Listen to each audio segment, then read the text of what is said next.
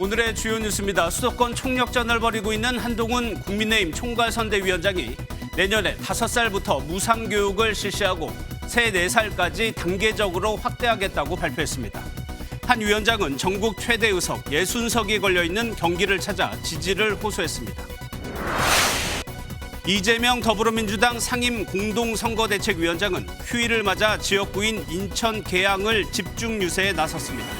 이 위원장은 국민의힘의 읍소 작전에 속아서는 안 된다며 정권 심판의 필요성을 부각했습니다. 무릉덩이에 빠져 심정지 상태로 구조된 생후 33개월 된 아이가 상급 종합병원에서 이송을 거부당한 끝에 숨지는 일이 발생했습니다. 전공의 집단 사직이 2달째로 접어드는 가운데 면허 정지와 교수 사직, 의대생 유급 등이 걸려있는 4월이 의료대란의 기로가 될 전망입니다. 잉글랜드 프리미어리그 토트넘의 주장 손흥민이 역전 결승골을 터뜨리며 팀의 역전승을 이끌었습니다. 샌프란시스코 자이언츠의 이정후는 메이저리그 데뷔 첫 홈런을 기록하며 맹활약했습니다. 여러분 안녕하십니까? 오늘로 사전투표는 닷새, 총선은 열흘 앞으로 다가왔습니다. 주요 격전지는 어느 당도 승리를 장담하지 못하는 혼전 양상입니다. 서울의 한강벨트와 경기권의 반도체 벨트, 캐스팅 보터인 충청, 영남의 낙동강 벨트는 이번 총선의 승패를 가를 핵심 지역입니다. 이런 경합 지역이 대략 60여 곳, 그 어느 때보다 사전투표율에 관심이 쏠리는 가운데 정치권은 총력전에 나서고 있습니다. 먼저 한동훈 국민의힘 총괄선거대책위원장은 경기도로 향했습니다. 경기도 의석은 전국에서 가장 많은 60석. 이 자리에서 한 위원장은 5살부터 무상교육을 실시하겠다고 깜짝 공약을 발표했습니다. 이런 민생 정책과 이른바 2조 심판의 투트랙으로 분위기 반전을 꾀한다는 전략입니다. 첫 소식은 정태진 기자가 보도합니다. 승부처 경기 성남을 찾은 한동훈 위원장이 가장 먼저 무상보육 공약을 꺼내들었습니다. 5세 이상 무상교육, 예체능 학원비 세액 공제와 유치원 지원금을 대폭 늘리겠다고 약속한 겁니다. 내년 5세부터 무상보육을 실시하고 3, 4세까지 단계적으로 확대하겠습니다. 아이를 키우는 일이 그 소중한 일이 커리어에 장애물이 되거나 보육비 걱정 없는 나라를. 또 범죄자들이 시민을 지배하는 세상을 막아달라고 2조 심판론도 이어갔습니다. 여러분 주위에 그런 범죄 혐의 있는 사람 본 적 있으세요? 본 적 있습니까? 제가 검사 20몇 년 했지만 그거 한 사람이 그런 범죄 다 하는 거 제가 못 봤어요.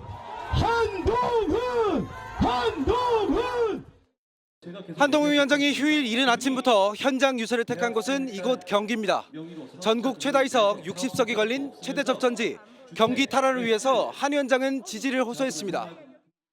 서울 송파, 강남을 찾아 수도권 순회를 마친 한 위원장. 내일은 부산과 경남을 찾아 표심 공략을 이어갑니다. MBN 뉴스 정태진입니다. 이재명 더불어민주당 상임공동선거대책위원장은 자신의 지역구인 인천 계양을 유세에 집중했습니다. 이 위원장은 여당의 읍소 작전이 시작됐다며 악어의 눈물에 속아서는 안 된다고 말했습니다. 정권 심판론 여론이 강한 만큼 이를 더 끌어올리는 데 주력하는 모습입니다. 이어서 서영수 기자입니다. 이재명 민주당 상임공동선거대책위원장은 아침부터 지역구인 인천 계양구의 교회와 성당을 잇따라 찾아갔습니다. 부활절 행사를 함께하면서 안방 표심 다지기에 나선 겁니다. 오후에도 계양을 떠나지 않고 집중 유세를 이어간 이 위원장은 정권 심판론을 한껏 끌어올렸습니다. 저 사람들 이제 뻔한 작전 남아 있거든요. 울고 막 큰절하는 거예요. 절대로 읍소 작전, 눈물 작전, 큰절 작전 넘어가시면 안 됩니다. 부동산과 막말 논란 등에 휩싸인 민주당 후보들에게 문제가 없진 않다면서도 국민의힘 후보들의 문제점을 부각했습니다. 언론까지 일방적으로 속된 말에 몰매를 때리듯이 우리 민주당 후보들을 공격합니다. 똑같은 기준으로 봤을 때 훨씬 더 심한 저쪽 후보들은 언급도 하지 않습니다. 이재명 위원장은 유세차를 타고 계양구 주택가 곳곳을 돌며 지역구 유권자들과 접촉을 강화했습니다. 이동 시간 도중에는 차 안에서 유튜브 방송을 켜고 격전지에서 뛰고 있는 민주당 후보를 위해 원격 유세 지원도 이어갔습니다. 이 위원장은 내일 인천에서 진행되는 TV 토론회에서 국민의힘 원희룡 후보와 격돌합니다. MBN 뉴스 서영수입니다. 제3지대 정당들은 지역구를 단 한 석이라도 확보하기 위해 발등에 불이 떨어졌습니다. 거대 양당을 싸잡아 비판하면서 수도권을 중심으로 빈틈을 파고들기 위한 총력전을 펼쳤습니다. 권영범 기자가 보도합니다. 차별화를 내세웠지만 별다른 분위기 반전을 보이지 못하고 있는 제3지대 정당들은 수도권 격전지 표심 잡기에 주력했습니다. 녹색 정의당은 젊은 층이 주로 방문하는 서울 마포구 경의선 숲길을 찾아 성평등 집중 유세를 벌였습니다. 새로운 미래도 수도권 지원 유세에 집중하는 한편 거대 양당과 조국 혁신당을 모두 겨냥해 비판했습니다.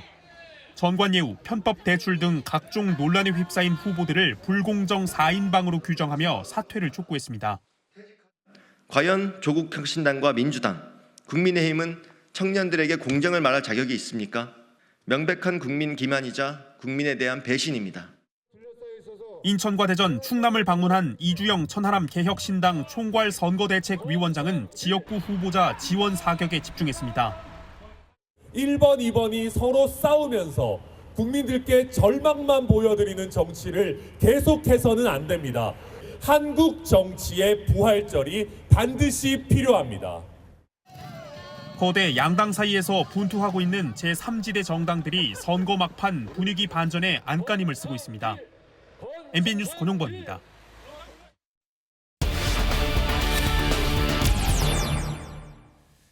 상대 후보보다 한 표만 많아도 지역구 의석을 가져갑니다. 그만큼 격전지에서의 승부가 중요합니다. 서정표 국회 반장과 짚어보도록 하겠습니다. 어서 오세요. 예. 네, 안녕하세요. 선거가 오늘로 딱 열흘 남았습니다. 여야 대표가 주목한 곳 바로 서울이에요. 네, 그렇습니다.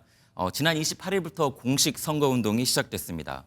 한동훈 위원장은 나흘째 서울을 공략하고 있고요. 이재명 대표는 오늘은 본인의 지역구를 지키긴 했지만 어제 하루에만 서울 10군데 지역구를 돌아다녔습니다. 이번 총선이 여느 때보다 안개 속이라는 분석이 많은데요. 그래서 두 대표 오늘 지지를 호소하는 목소리가 컸습니다. 예. 저 사람들이 200석으로 뭘 하겠다는 겁니까? 그냥 권력을 바꾸겠다? 아닙니다. 대한민국의 체제를 바꾸겠다는 겁니다. 이 정부는 정말 겁이 없어요. 정말로 겁이 없습니다. 대놓고 하는 거 보십시오.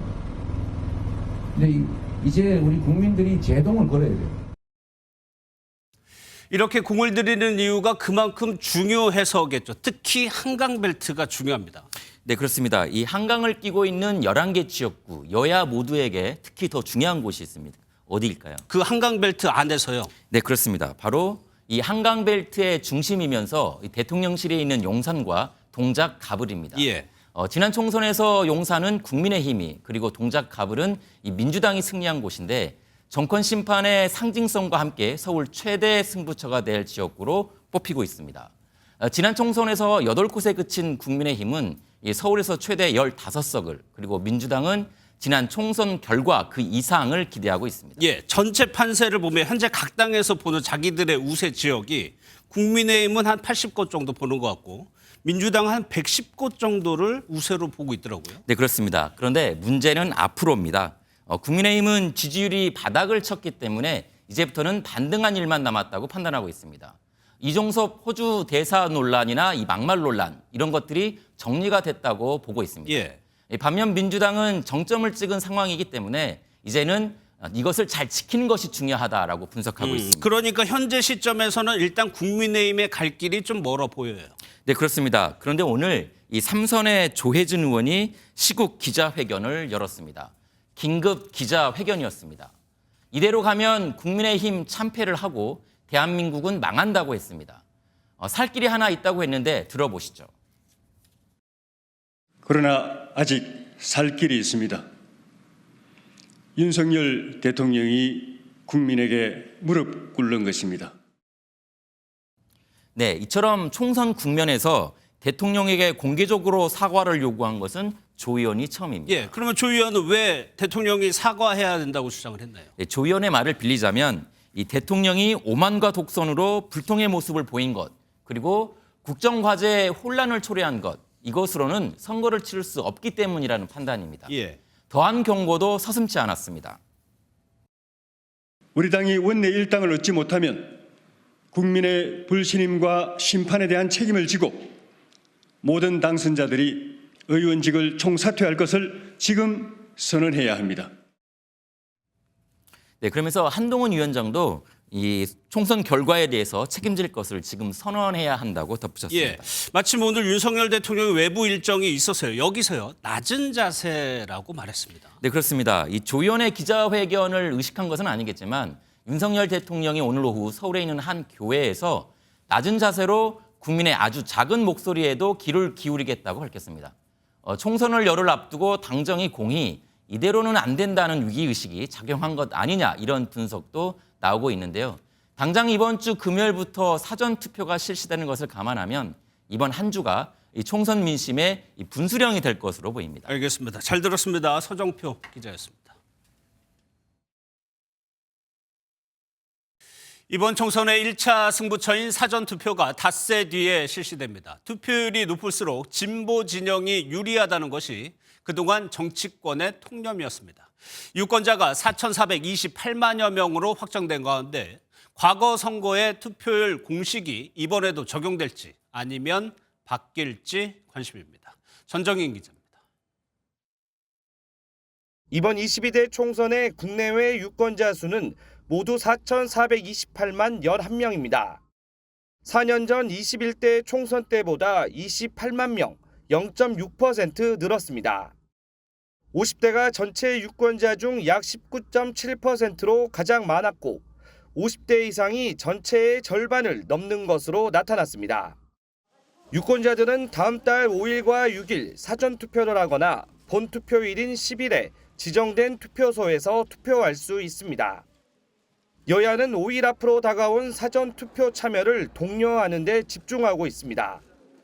사전투표율이 높으면 진보, 낮으면 보수에 유리하다는 선거 통념 때문에 사전투표 독려에 소극적이었던 국민의힘도 과거와는 달라진 모습입니다.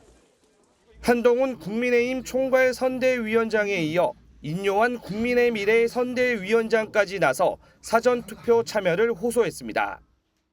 국민 여러분께 진정으로 호소합니다.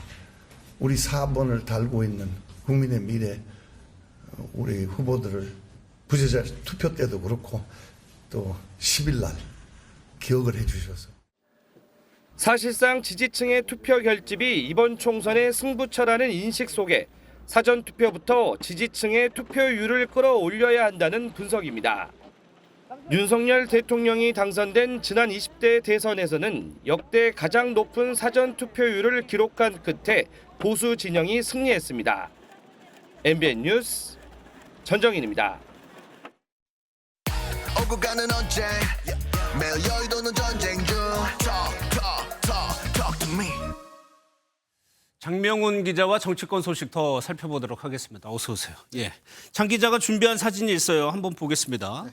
구두에 굽이 떨어져 나가 있네요. 누구 구두입니까? 네, 구두의 주인은 바로 이재명 더불어민주당 상임공동선대위원장입니다. 예. 이 위원장 비서실 측이 어제 저녁 SNS에 올린 사진인데요. 비서실 측은 떨어져 버린 구두굽에 이번 선거에 임하는 이 위원장의 절박함이 오롯이 녹아있다고 설명했습니다. 예, 한동훈 위원장도 못지않게 다니고 있잖아요. 네, 맞습니다. 공식 선거운동이 시작된 28일 이후에 몇 곳을 갔나 제가 한번 세봤습니다. 예. 이 위원장은 자신의 지역구를 제외하면 오늘까지 모두 15곳을 방문했고요. 한 위원장은 수도권 지역구를 30곳 넘게 방문했습니다. 그래서인지 여당 측은 구두굽 사진의 진정성이 의심된다고 했는데요. 국민의힘 위성정당인 국민의 미래는 조작된 이미지로 대중의 지지를 얻는 것은 불가능하다며 안쓰럽고 민망하다고 비꼬았습니다. 앞서 보니까 이재명 위원장이 자신의 지역구에 갔어요. 여기서 국민의힘 원희룡 후보와 신경전이 벌어졌습니다. 네, 맞습니다. 소위 명룡대전이라고 불릴 정도로 유력 인물 간 대결이기 때문에 신경전도 첨예합니다. 오늘 부활절 예배에서도 한 차례 마주쳤는데 악수만 하고 서로 눈길도 안 주는 냉랭한 분위기였습니다. 오후 유세에서도 한 번 더 부딪혔습니다. 이 위원장이 유세를 하던 중에 원 후보의 유세차가 소리를 그대로 켠 채로 지나가자 이 위원장은 이렇게 말했습니다. 저게 저들의 품격입니다. 저 같으면 다른 후보가 유세하고 있으면 조용히 지나갈 것 같아요. 그런데 지금 한두 번이 아닙니다. 이후 선거사무소 앞에서는 지지자들끼리 몸싸움까지 벌어지는 등 분위기는 더 격화됐습니다. 다음 소식도 사진을 한번 보도록 하겠습니다. 수원 지역에 국민의힘 후보들이 지금 다 모여 있는데 왜 모인 겁니까? 과거 발언으로 논란이 된 민주당 김준혁 후보의 사퇴를 촉구하기 위해서입니다. 김 후보는 수원 화성을 여성의 가슴에 비유하고 박정희 전 대통령과 위안부 비하 발언으로 논란이 됐었는데요. 국민의힘 후보들은 김 후보가 후보로서 자격이 없다고 입을 모았습니다. 수원 화성만을 여성을 대상화하여 비하하는 발언을 한 것뿐만 아니라 지금 그분이 출연하였던 유튜브를 보면 수도 없이 많은 성희롱적 발언을 끊임없이 했다.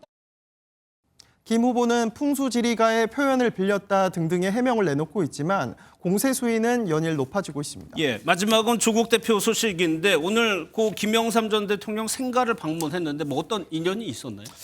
네, 조 대표는 오늘 아침 일찍 경남 거제 김영삼 전 대통령의 생가를 찾았습니다. 조 대표는 김 전 대통령의 모습을 보며 자란 김영삼 키즈임을 강조하면서 PK 민심에 호소했는데요. 군부 독재에 용기 있게 맞선 김 전 대통령처럼 자신은 검찰 독재와 맞서겠다고 다시 한번 선명성을 부각했습니다. 정치 후진국을 만들었다는 한동훈 위원장의 저격 발언에 대해선 이렇게 맞받았습니다. 또 눈 떠보니 후진국을 만든 검찰 정권의 기획자 한동훈 씨가 그런 말 자격이 있습니까?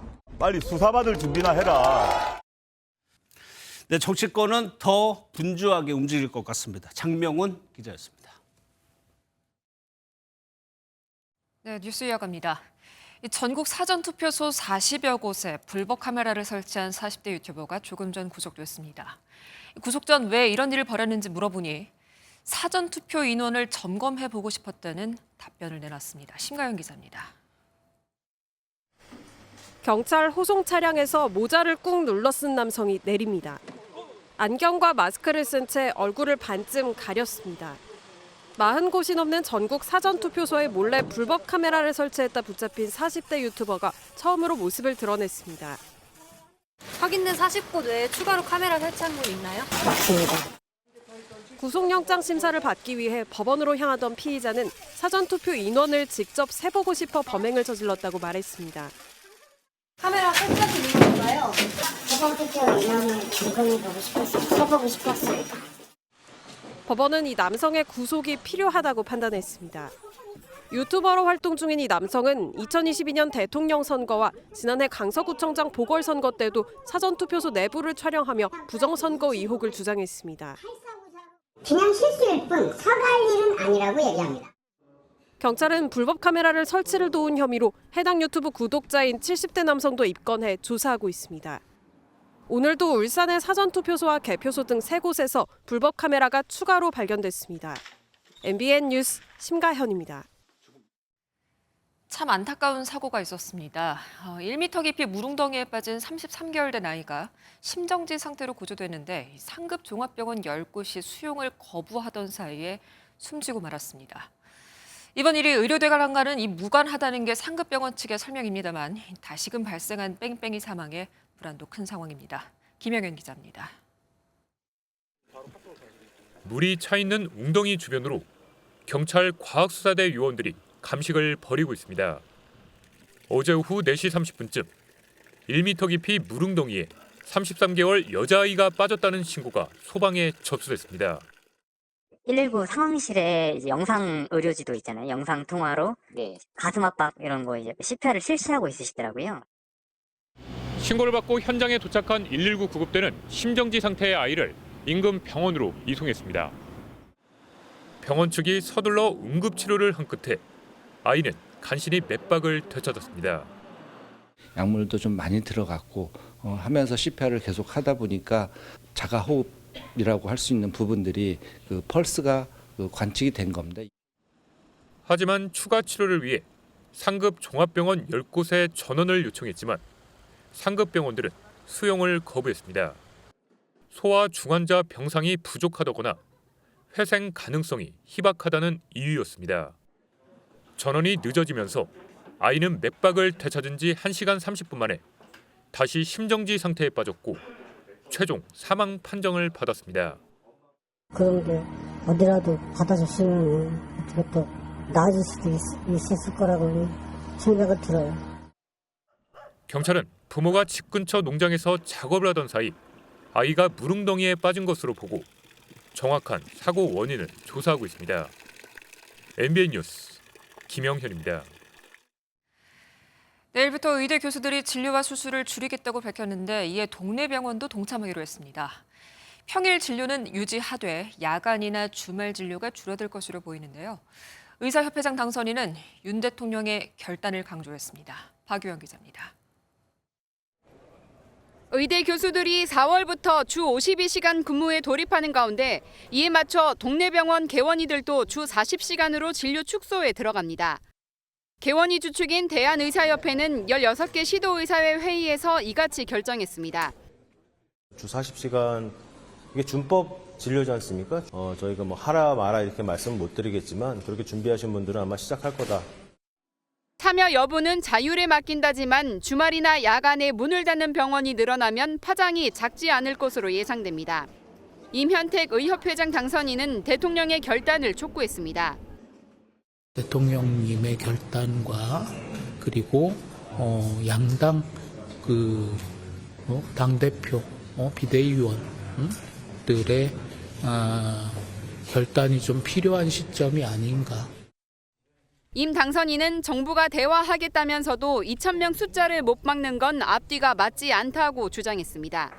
정부는 대화에 응하지 않는 건 의료계라며 대형 병원 교수들이 외래 진료와 수술을 줄이기로 한 것에 대해 유감을 표명했습니다.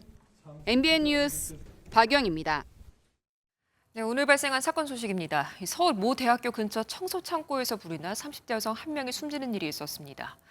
그리고 왕십리역 근처에선 마을버스 기사가 잠시 의식을 잃고 전신주를 들이받았는데요. 다행히도 다친 사람은 없었습니다. 이한나 기자입니다.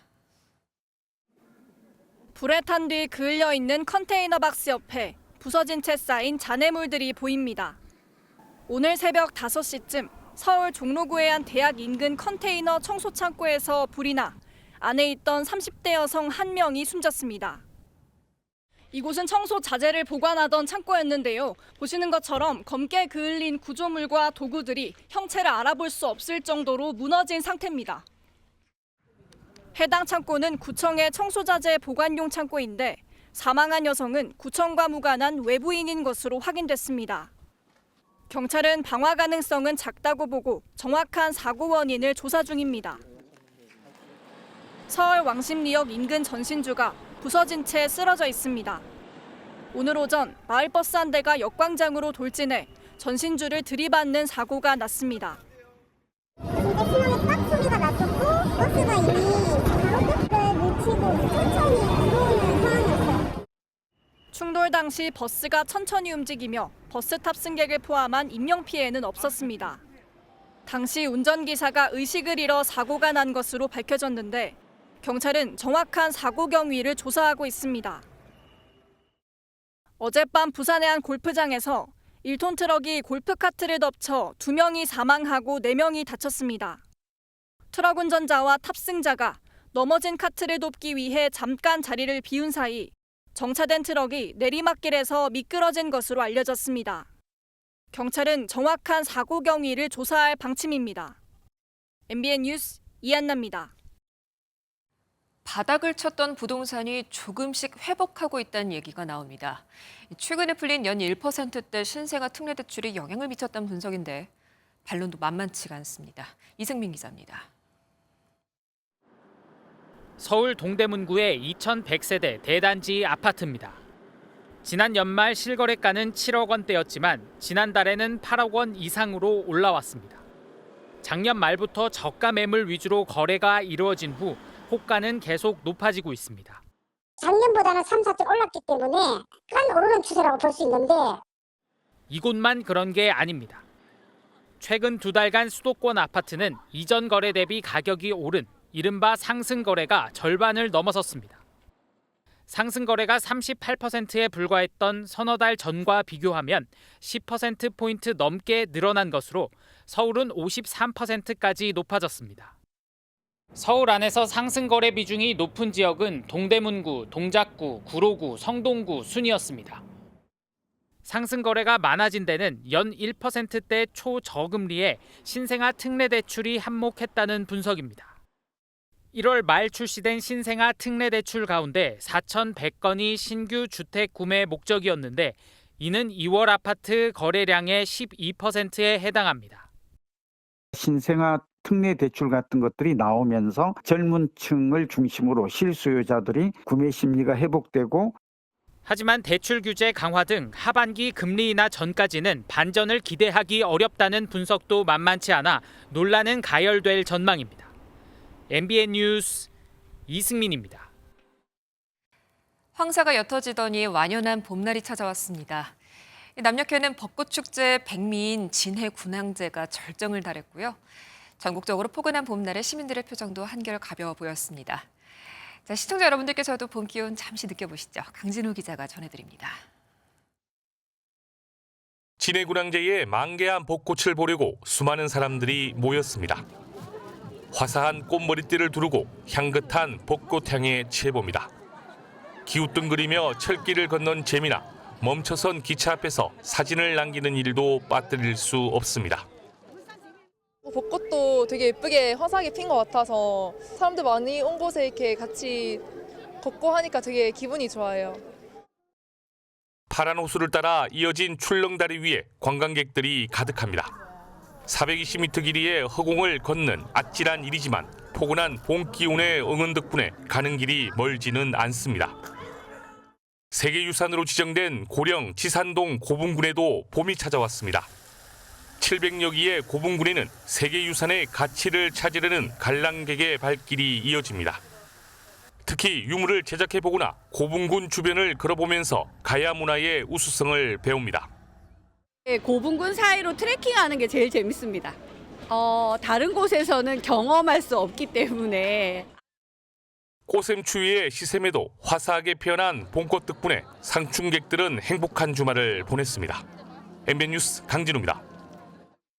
내일은 만우절이죠. 상대방도 웃어넘길 수 있는 수준의 거짓말은 허용될 수 있겠지만 경찰력을 낭비하는 허위 신고를 했다가는 범죄자가 될 수 있습니다.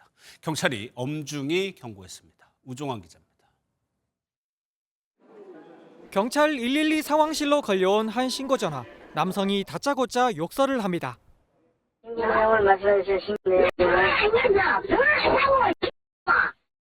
잠시 뒤 같은 번호로 신고 전화가 걸려오더니 또 욕설이 이어집니다. 신고한 글 쓰세요. 욕하시면 안 됩니다. 이렇게 계속 전화하시면 처벌받으실 수 있어요. 다른 허위 신고 중에는 아예 사람들이 많은 장소에 폭탄을 설치했다는 내용도 있습니다. 앞에 지하폭탄을 씌워놨으니 경찰 출동을 하면 많은 인명피해가 발생할 것입니다. 거짓 신고는 출동으로 경찰력 낭비를 일으키기도 하는데 만우절을 앞두고 경찰은 이 같은 거짓 신고에 형사처벌 등 강력한 처벌을 예고했습니다. 경찰은 경범죄 처벌법에 따라 60만 원 이하 벌금이나 구류에 처할 수 있고 사안에 따라 공무집행 방해죄로 구속도 할 수 있다고 밝혔습니다. 실제 허위 신고로 처벌되는 건수는 2021년 3,800건에서 지난해 4,900건으로 매년 늘고 있습니다. 경찰은 올해 새로 제정된 112 신고 처리법에 따라 하반기부터는 허위 신고자에게 과태료도 부과할 수 있다고 예고했습니다. MBN 뉴스 우종환입니다. 미국에서도 바이든 대 트럼프 대선을 앞두고 막말과 비방 수위가 연일 높아지고 있죠. 이번에는 트럼프 전 대통령이 바이든 대통령의 손발을 묶고 납치하는 듯한 이미지 영상을 올리면서 논란이 일고 있습니다. 워싱턴에서 최중락 특파원입니다. 트럼프 전 미국 대통령이 자신의 SNS에 28일 뉴욕주 롱아일랜드라고 설명이 붙은 영상을 올렸습니다. 성조기를 단 픽업 트럭 2대를 뒤에서 찍은 것으로 보입니다. 그런데 두 번째 트럭에는 트럼프 지지 문구와 함께 한 남성이 결박당한 채 누워있는 그림이 붙어 있습니다. 자세히 보면 바이든 대통령이 납치당하는 듯한 상황을 묘사했습니다. 바이든 대통령 캠프는 즉각 트럼프 전 대통령의 정치폭력 조장을 보여준다고 비판했습니다. 마이클 타일러 홍보국장은 트럼프를 심각하게 생각해야 한다며 지난 대선에서 불복한 지지자들의 의사당 난입 사태를 상기시켰습니다. 반면 트럼프 전 대통령 캠프는 고의로 연출한 상황이 아니라고 반박했습니다. 스티브 청 대변인은 민주당원들과 미치광이들이 트럼프 전 대통령과 가족에 대한 폭력을 부추겨왔다고 주장했습니다. 최근 여론조사 지지율은 트럼프 전 대통령이 바이든 대통령보다 다소 높지만 자금력은 바이든 대통령이 우세한 것으로 나타났습니다. 대선이 다가올수록 경쟁이 치열해지면서 바이든과 트럼프 서로를 향한 비난의 수위와 막말은 더욱 격해질 전망입니다. 워싱턴에서 MBN 뉴스 최중락입니다. 페루에서는 검경이 대통령 자택문을 부수고 압수수색하는 초유의 사태가 벌어졌습니다. 페루 대통령이 수천만 원짜리 명품 시계를 줄줄이 차고 나오면서 벌어진 일인데요. 송주영 기자가 전해드립니다. 문 밖에 경찰들이 서 있습니다. 문을 열라는 요구가 거부당하자 강제로 부수고 들어갑니다. 페루 당국이 대통령 자택과 대통령궁을 연달아 압수수색했습니다. 볼루아르테 대통령이 차고 나왔던 명품 시계의 취득 경위 등을 밝히기 위해서입니다.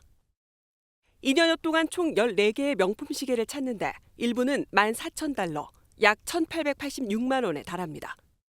Aquí no solo se trata de los relojes Rolex, que ese es el escándalo de las últimas 2 semanas, sino también se trata de un desbalance patrimonial encontrado en sus cuentas bancarias, que tiene 11 cuentas bancarias. 일부 시계는 공직자 재산 신고에 없고 대통령이나 부통령 급여로 구입이 어렵다는 주장도 나왔습니다. 결국 40여 명의 검찰과 경찰이 투입돼 압수수색을 진행했습니다. Han llegado a incautar objetos. Todo eso es reservado, producto de investigación. Más adelante el Ministerio Público va a informar lo que se ha incautado. 볼루아르테 대통령은 즉각 대국민 연설을 통해 결백을 주장하며 사퇴를 거부했습니다. Les prometí trabajar con las manos limpias. Aquel 7 de diciembre de 2022 entré por la puerta grande y me iré por la misma puerta el 28 de julio de 2026, siempre con las manos limpias. 볼루아르테 대통령은 다음 달 검찰에 출석할 예정입니다. MBN 뉴스 송주영입니다. 초저출생 해법을 찾는 MBN의 연중기획, 오늘은 난임 부부에 대한 이야기입니다. 아이를 갖기 위해서 지방 소도시에서 수백 킬로미터를 오가는 부부가 있습니다. 이렇게 출산에 대한 의지가 강한 부부들을 위해서 핀셋 지원과 같은 세심한 정책이 필요하다는 지적이 나오고 있는데요. 이상엽 기자가 전해드립니다. 어둠이 가시지 않은 새벽 4시 반. 과거 자궁질환 수술을 받고 3년째 임신을 시도 중인 은혜 씨가 시술 결과를 들으러 집을 나섭니다. 제 이제 자궁 상태나 이런 것들이 광주 쪽에서 하기에는 좀 무리가 있고 배가 좀 잘 안 나오더라고요. 전남 무안에서 자차와 기차, 지하철을 번갈아 타며 경기도 난임 전문 병원까지 왕복 700km를 오가는 머나먼 길. 안 좋은 생각들은 미래 자녀의 모습을 그리며 애써 지워봅니다. 이번이 마지막이길 기대하면서 가는데 뭐 그게 쉬운 건 아니니까 그래서 그냥 아무 생각 안 하고 갈 때도 있고 그렇죠. 이번이 9번째 시술이었지만 기대는 실망으로 바뀌었고 은혜 씨는 4시간 넘는 귀갓길로 발을 돌립니다. 상태가 그렇게 좋지 않아서 폐기를 결정하시고 그렇게 들었어요. 또 해야 되는 거죠. 결혼 연령이 점차 늦어지면서 은혜 씨처럼 난임을 겪는 부부는 해마다 늘어나는 추세입니다. 지난 2022년 기준 난임 시술을 받은 환자는 14만 명을 넘었으며 2018년에 비해 16.9% 증가했습니다. 첫 아이만큼은 난임 지원에 연령 제한이 없어야 한다는 목소리가 힘을 얻는 이유입니다. 45 전까지는 그래도 70%까지 지원을 하는데 45이 넘어가면 50%밖에 지원이 안 돼요. 이제 지역에 따라서 그게 나이 제한을 폐지한다고 발표를 한 것도 있고 안 한 것도 있는데 전문가들은 난임 부부는 일단 출산에 대한 의지가 강한 만큼 거주지와 연령, 상황에 맞게 핀셋 지원을 하는 한편 누구나 접근 가능한 난임 관련 정보 시스템을 구축할 필요가 있다고 조언합니다. 무조건 횟수를 늘려주는 거는 정말 되게 위험하거든요. 난임에 대한 전반적인 과정, 어떤 질환을 가지고 있는 시도를 했을 경우에 어떤 것들을 주의해야 되고 이런 분들이 이제 접할 수 있게끔 이제 하는 것도 되게 중요한 거죠. MBN 뉴스 이상엽입니다. 짙었던 황사가 물러나고 다시금 맑은 하늘이 드러났습니다. 남녘에서는 벚꽃이 더욱 화사해졌는데요. 오는 한 주 동안 낮 기온은 쑥쑥 올라 중부지방의 벚꽃도 차츰 속도를 내겠습니다. 내일 서울의 낮 기온은 17도, 모레는 23도까지 올라서 더욱 따뜻해지겠습니다. 동쪽 지역은 대기가 건조해지고 있습니다. 강원 영동 지역으로는 건조주의보가 내려져 있어 불이 나지 않도록 조심하셔야겠습니다. 내일 전국이 대체로 맑겠습니다. 남부지방으로는 아침 안개가 짙겠습니다.